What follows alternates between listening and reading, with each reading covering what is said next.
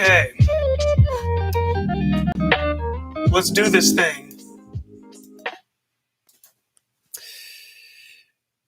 I'm Chronix from the most extreme wrestling, and this is your AEW Dynamite review for April 7th, 2021. Mike Tyson, well, he decided that he was going to return tonight, apparently. We found that out on social media, so surprise return. I guess he was bored.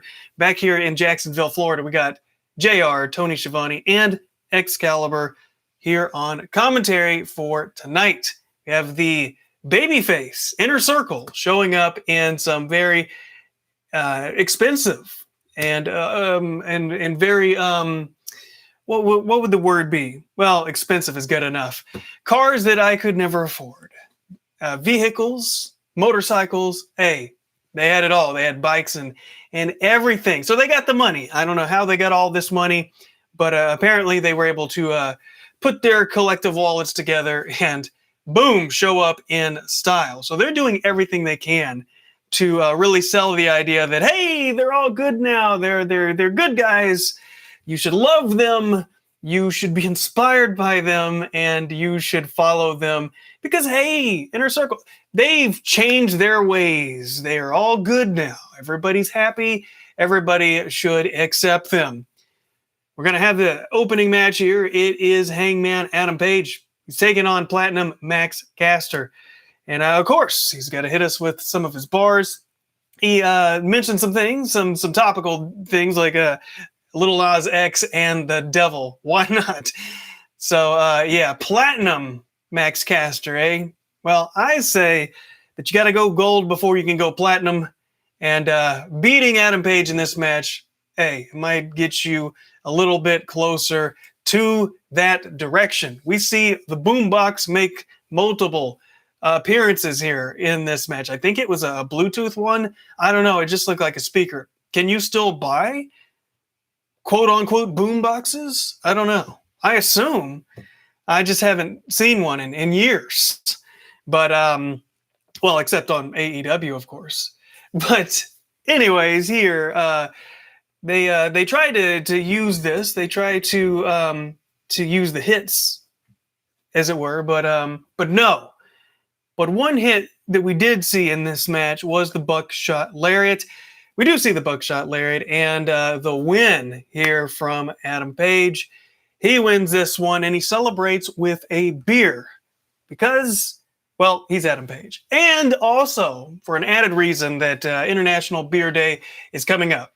It's not today, but it is coming up. It's coming up on Friday. But what's coming up right now is Tony Schiavone interviewing the Death Triangle. We learned that next week they got a shot against the tag team champions. So that's the Young Bucks. Orange Cassidy, he saunters his way down to the ring. He's got a microphone in hand, and his best friend and the returned Chris Statlander, she is there as well. She hangs out with these guys. Why not? Perhaps she feels like an alien anywhere she tries to go to make friends. So perhaps best friends, they're kind of an outcast group. And I just hope they don't make this like a thing and they call it some kind of extra name because my goodness, it literally would be all factions wrestling. And really, I don't think this is supposed to be a faction. It's just friends. They're not going to come out and be like, we are all friends and we are together. It's more loose based. It's more like more chill. You know what I mean? They probably don't even travel together like in storyline, right? Probably just they're there, they hang out. Kind of a loose group, right? That's what I'm going to go with. It's what it seems like when I look at it with my eyes and I analyze and I think, what's going on with these people? I say, these are people that probably hang out in catering and be like, you're weird. I am also weird. Friends we have become. But yeah, Orange Cassidy brings up the Death Triangle in their previous beatdowns from a year ago. They have not forgotten. I had forgotten, but was reminded with a quick video recap. Back when there was fans all in the arena. Well, at least half of the arena. Anyways, here today we have Jericho. His music is playing. Don't feel bad. Everyone just sing the song because he's actually a good guy now, so everyone should sing along. And they do. But did they do it as emphatically? I don't know, man. Jericho was in rare form tonight. He looked great. He looked confident. I don't know if going down and doing that interview with Stone Cold like reignited like his feelings. Like maybe Stone Cold was like off camera, like, dude, what are you doing? You look like you don't care. You let your body go from time to time, and sometimes it just seems like you're there, right? Sometimes that's what it seems like. But anyways, he comes down, they sing his song, and he waits through the entire break to cut his promo, presumably so the fans could continue to sing his song. I'm guessing. I don't know. Jericho's eyes were so incredibly red. I was like, dude, you need some of this. I wasn't going to make that a bit or anything. It just happened to be on my desk, and I said, my goodness, why is his eyes so red? I saw this video. It was on the WWE Network. I don't know. I don't even remember. But Kofi Kingston had gotten flour, I believe, shot into his eyeballs as a rib, and his eyes were super red. And I thought, did that happen to Jericho? I don't know. Presumably not, because Jericho, he's like a legend in AEW locker rooms. Like, seriously, who would mess with Jericho? You'd really be putting your career in peril, right? Right? I mean, come on. It's freaking Jericho, a future Hall of Famer. Hall of Fame season is around. It's coming around. My theory is Jericho saw Stone Cold, and it made him think, man, I really need to step up my game. Like, I beat this guy and The Rock in the same night to become the first ever undisputed champion, right? And Hall of Fame just happened. RVD got in. A lot of people got in. A lot of fake cheers and chants got in. I need to step it up because when that time comes, I don't want people to look back in my career and be like, it kind of just went, just went down. So he cuts a hell of a promo. I mean, this is Jericho's best promo, and I don't even know how long. This is probably the best promo AEW's had all year. It was good. I mean, he was on fire. He started out talking, just error of his ways. The Inner Circle, they figured out what the problem was. It was MJF. They needed to keep him under his thumb because I guess he was going to cause too much damage. He was doing us a favor. I didn't really get where he was going with that. He wanted to keep us under his thumb because I'm like, okay, I understand that if you're a bad guy, like you want to keep people down, but you're saying he's such a danger to himself and everyone around him that he's got to keep him under his thumb? Is that literally what is being said right here? I assume so, perhaps. But Jericho does mention he's not good at chemistry, but he is smart enough to know this, that he needs to keep MJF under the thumb, right? Jericho rails on MJF's scarf about how Jericho had done it in the past. He had already been that guy. He had worn that, not that particular scarf, but scarves. And he really cut it. And he lets us know there's a blood and guts match coming. And it's going to be the Inner Circle versus Pinnacle. And it's going to be May 5th. My goodness, what a promo. If you haven't seen it, go see it. It was fantastic. It was great. I loved it. Jericho, top form here in 2021, right there. Now, Dasha Gonzalez, she's interviewing Christian Cage. Christian Cage has been waiting a long time to get back in the ring, he says, after being taken out many years ago. And Frankie Kazarian, he puts him over nice and good. He's talking about, hey, man, this guy is great and all this. But Taz, he's got to interrupt.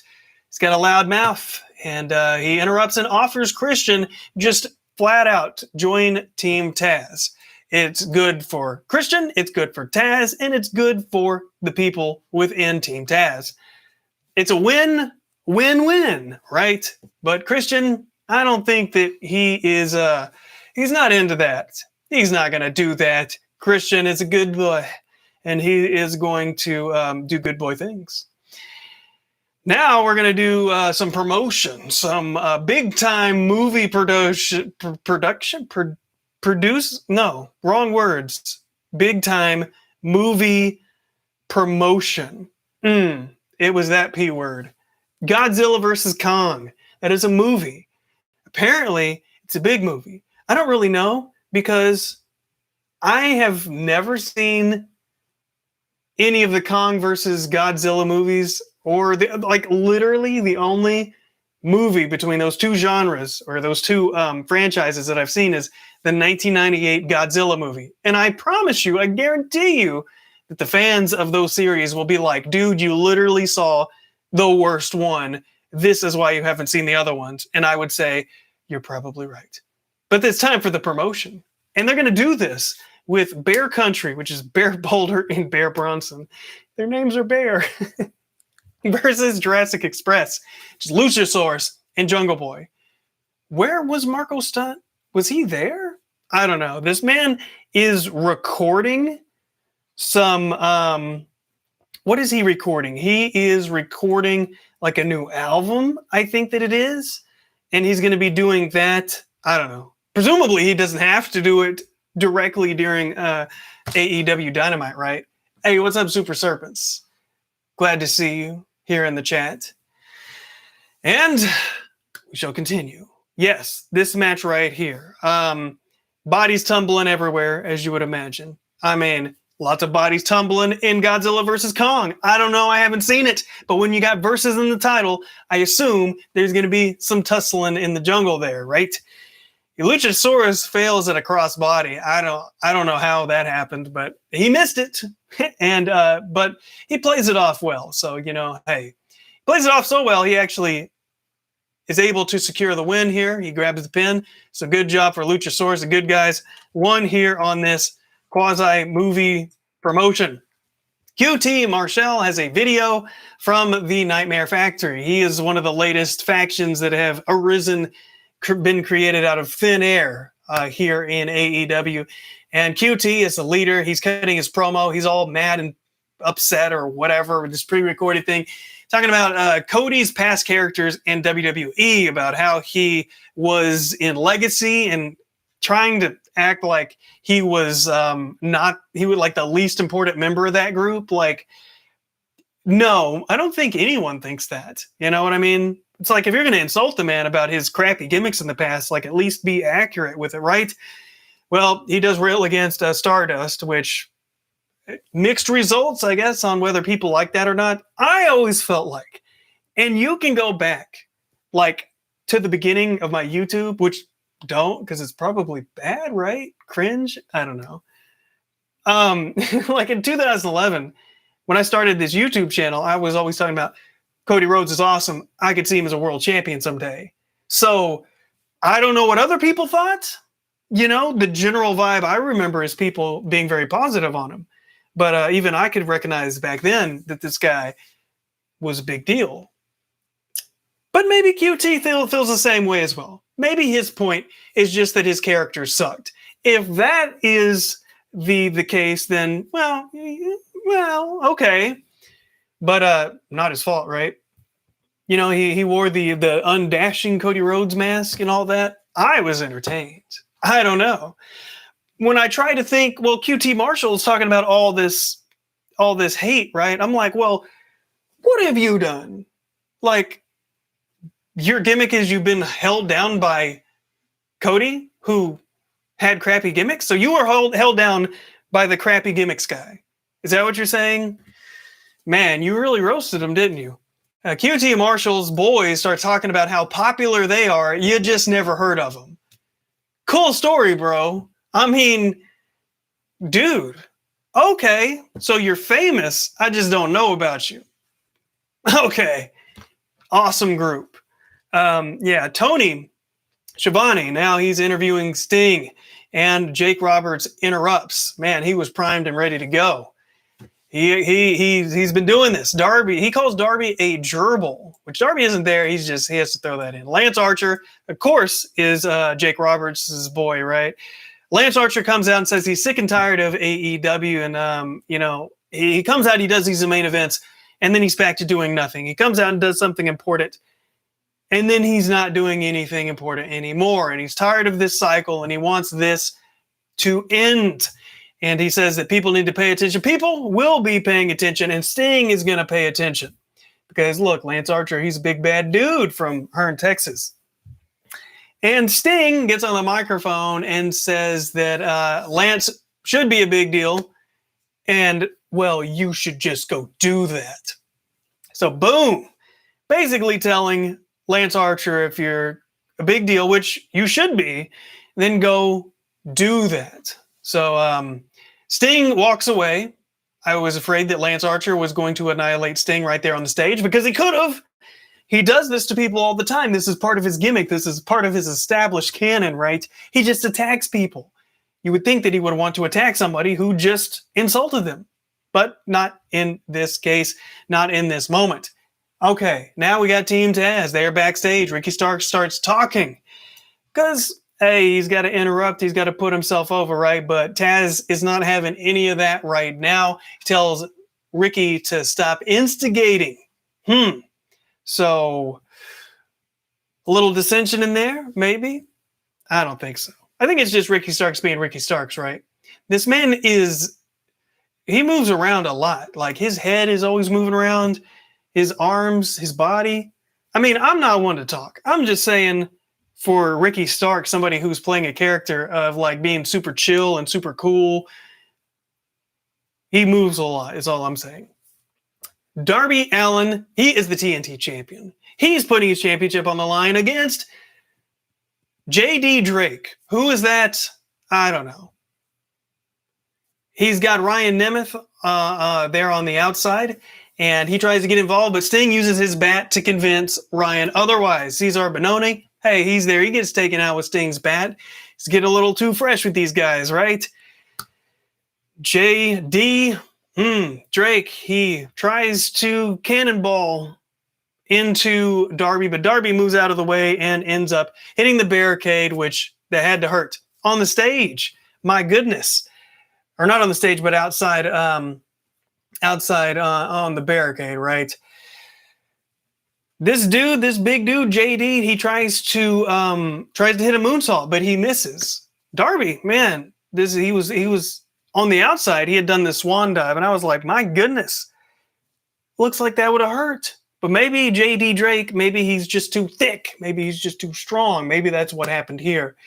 Yeah. But look, Darby Allin, he hits a coffin drop for the win. Now, up in the entrance area, Butcher, he attacks, and Bunny, she goes over to the announce table, and she's like, we're going to break this thing. She's letting the announcers know that's what's about to happen. But the Dark Order, they appear out of the darkness into the light. The Dark Order, oh, none of that's going to work. They show up and keep that from happening. They chase those guys off. Big Money Matt Hardy and his crew, they're gone. Ty Conti, she comes out. She's part of the Dark Order. And she attacks the Bunny, and the refs break it up. We get a video recap of Omega and the Bucks saga that they've been going through. And now, back in the arena, we have Pinnacle as they attack an isolated Jericho. I'm thinking, like everybody else in the crowd, where are the rest of Inner Circle? I don't know. Yeah, dang boy, you thick. That's exactly what I'm saying. I'll say that right from chat. So check this out. I was wondering where they were. But in room 122, which is the Inner Circle's room, only temporarily was Pinnacle's room, but it's the Inner Circle's room. They have reclaimed it, but not acclaimed. They reclaimed. And they've been locked in. I don't know how they locked him in. I don't know if it was like on Star Trek 4, where they use the phaser thingy to lock the door in the hospital. I don't know what they did. Like, I don't know how you lock it from the outside like that, where they can't get out. You know what I mean? Do they not know how doors work? You know, maybe in the wrestling world, doors work differently. But they beat their way out of that door. It was luckily made out of balsa wood and cardboard, perhaps. They were able to kick their way, hammer their way. They got their way through the door, and come to they got to save, right? Because look, Wardlow is in the ring, and he's about to powerbomb Jericho through a table on the outside, and then Mike Tyson, he appears because Mike Tyson decided to show up, and Mike Tyson starts fist-flying to Shawn Spears. So Shawn Spears must be one tough cookie to take all of those punches and not just pass out. Now, they were body shots for the most part. That's fine, right? But Inner Circle, they stand tall with Tyson. And if you remember, Tyson and Jericho had a little bit of a standoff that was never followed up on back in the day. Hey, that happens a lot in AEW. Get used to it. But Jericho and Tyson, they stare and then they hug. They have buried the hatchet, as it were. And the fans chant Inner Circle. So there you go. The circle is complete. Inner Circle, 100% accept the baby faces by everyone. Ask no questions. Cheer them. Chant them, sing their songs, sing their praises, for they are perfect. Now, we have Britt Baker. She's got Rebel, which Tony Schiavone, I'm pretty sure, calls her Reba. Something he does. Yes, he's interviewing Britt Baker. She wants a championship match. She thinks that the rating system is bullcrap.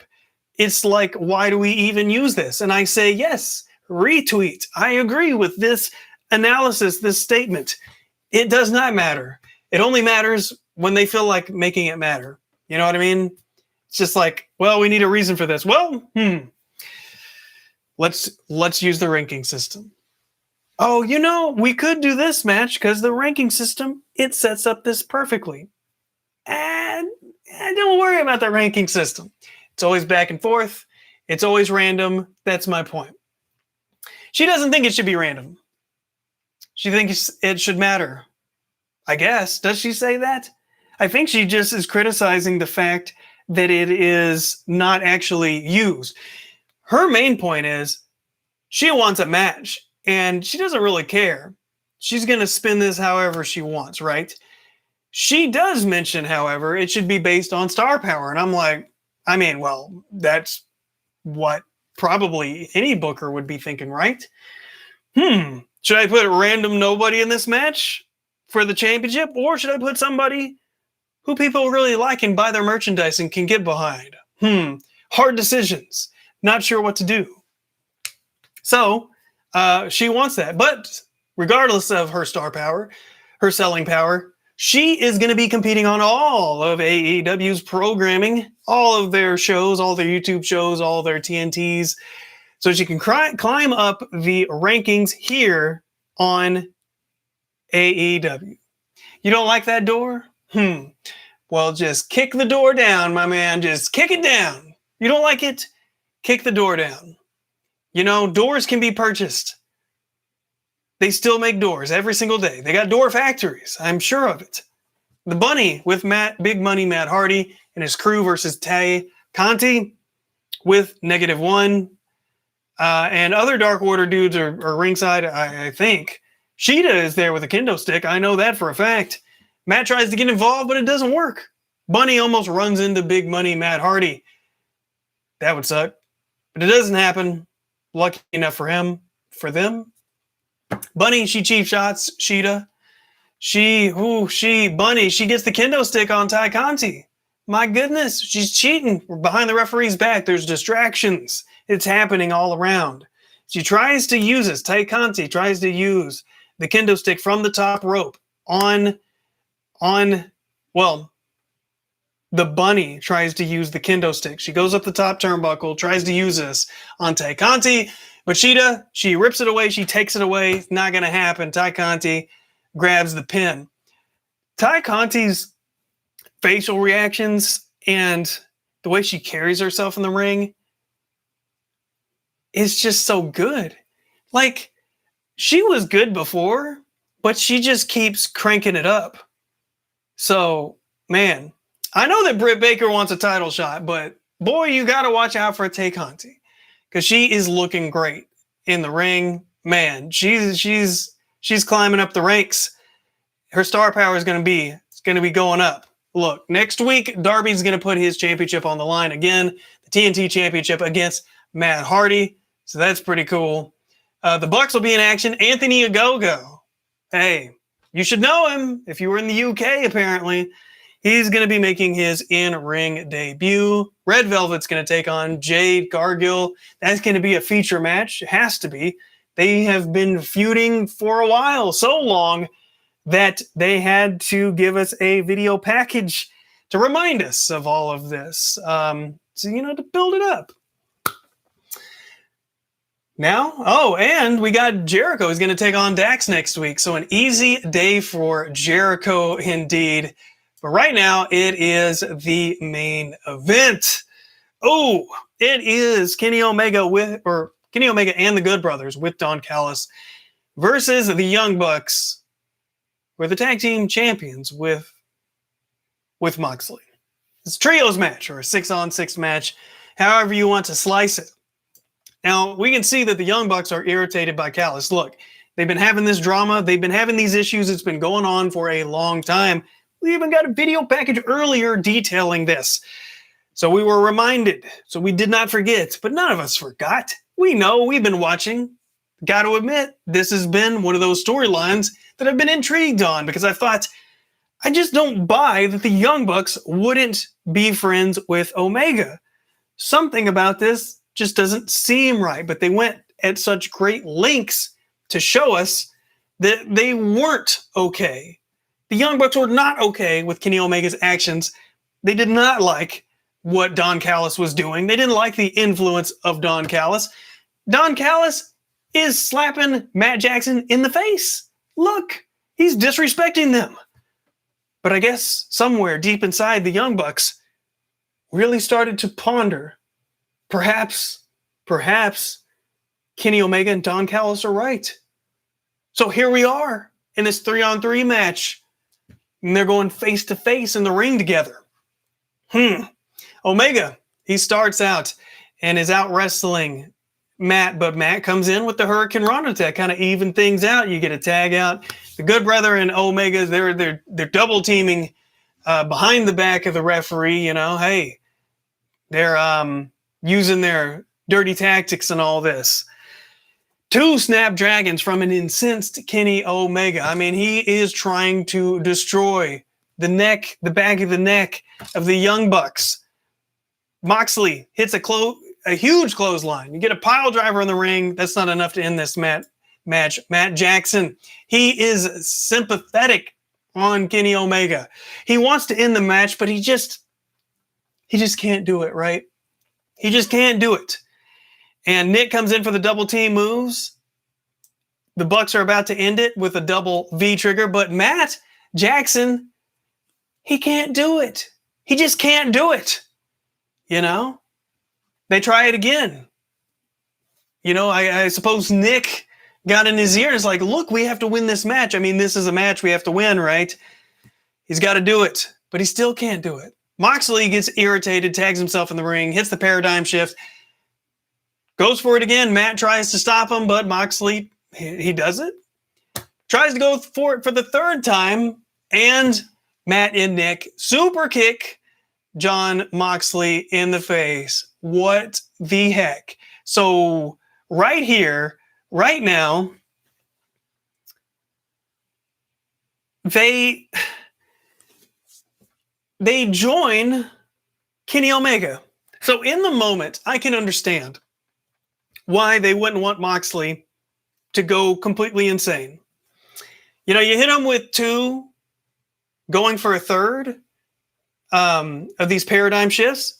This is a move that people can't kick out of, right? What, it's only happened once? This is a move that they've established that is devastating. Hitting it 3 times in a row, very devastating, very painful, very hurtful, right? Obviously going to cause problems, cause damage. You don't want this. You don't want to cause damage. Gotta take a... So, it's understandable that Matt Jackson would want to stop it in the moment, right? I get it. After the match is over, okay, cool. Just chill out, Jon Moxley. But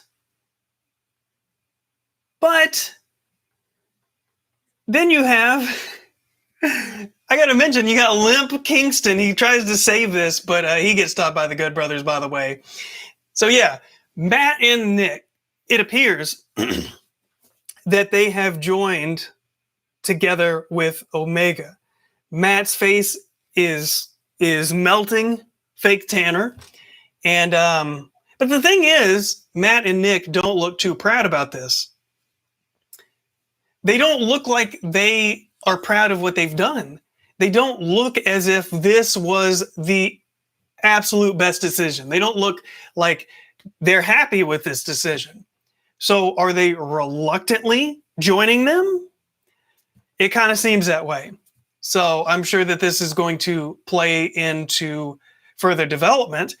Like, this did not come off to me as Matt and Nick Jackson emphatically were like, look, we're bad. We fooled all of you guys. You guys are dumb. We are with Omega and the Good Brothers. That's the way I took it. We'll see how AEW goes with this in the future, where they go with this. I don't really know. But in this moment, it does look like they've reluctantly joined Omega. But they super kick Jon Moxley. They do it. They do it, but maybe they were pressured to do it. Only time will tell. Thank you guys so much for watching. This was your AEW Dynamite review. You can catch me on Twitch, which is twitch.tv/donut_space. That link is in the description. On Twitter at MXW Chronics. Link is in the description. And on YouTube, you can check out my animated wrestling show. It is youtube.com/YouTube Wrestling Federation. So I got plenty of links for you to click on, for you to subscribe to, for you to follow. Ooh, they are all right there. Hope you guys stay safe, and I will catch you guys next time.